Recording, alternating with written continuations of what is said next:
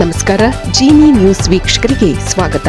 ಹೃದಯಾಘಾತದಿಂದ 24 ಗಂಟೆಗಳಲ್ಲಿ ರಾಜ್ಯದಲ್ಲಿ ಒಟ್ಟು 6 ಮಂದಿ ಅಕಾಲಿಕವಾಗಿ ಮೃತಪಟ್ಟಿದ್ದಾರೆ.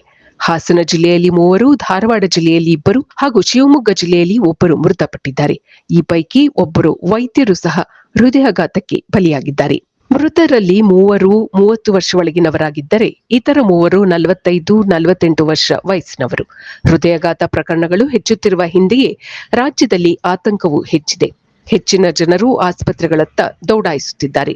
ಹಾಸನ ಜಿಲ್ಲೆಯಲ್ಲಿ ಹೃದಯಾಘಾತ ಪ್ರಕರಣಗಳು ಮುಂದುವರೆದಿದ್ದು ಮತ್ತೆ 3 ಮೃತಪಟ್ಟಿದ್ದಾರೆ. ಹೊಳೆನರಸೀಪುರ ತಾಲೂಕಿನ ಸೋಮನಹಳ್ಳಿ ಕೊಪ್ಪಲು ಗ್ರಾಮದ ಸಂಜಯ್, ತಾಲೂಕಿನ ಕೊಮ್ಮೇನಹಳ್ಳಿಯ ಗೃಹಿಣಿ ಹರ್ಷಿತಾ ಹಾಗೂ ಬೇಲೂರು ತಾಲೂಕು ಮಾದಿಹಳ್ಳಿಯ ರವಿಕುಮಾರ್ ಮೃತರು. ಸಂಜಯ್ ಸೋಮವಾರ ರಾತ್ರಿ ಸ್ನೇಹಿತರೊಂದಿಗೆ ಪಾರ್ಟಿ ಮುಗಿಸಿ ಬಂದ ನಂತರ ರಕ್ತದೊತ್ತಡ ಹೆಚ್ಚಾಗಿದ್ದು ಎದೆನೋವು ಕಾಣಿಸಿಕೊಂಡಿತು. ಅವರನ್ನು ಸೋಮನಹಳ್ಳಿ ಪ್ರಾಥಮಿಕ ಆಸ್ಪತ್ರೆಗೆ ಕರೆದುಕೊಂಡು ಹೋಗಲಾಗಿದ್ದು ಹೆಚ್ಚಿನ ಚಿಕಿತ್ಸೆಗಾಗಿ ಬೇರೊಂದು ಆಸ್ಪತ್ರೆಗೆ ಕರೆದೊಯ್ಯುವ ಮಾರ್ಗ ಮಧ್ಯದಲ್ಲಿ ಮೃತಪಟ್ಟಿದ್ದಾರೆ.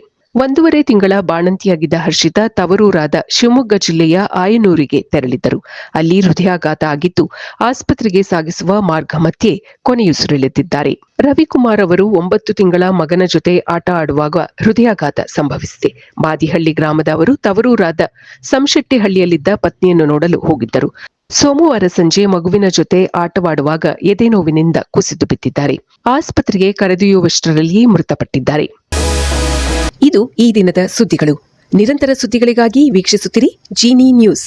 ನಮಸ್ಕಾರ.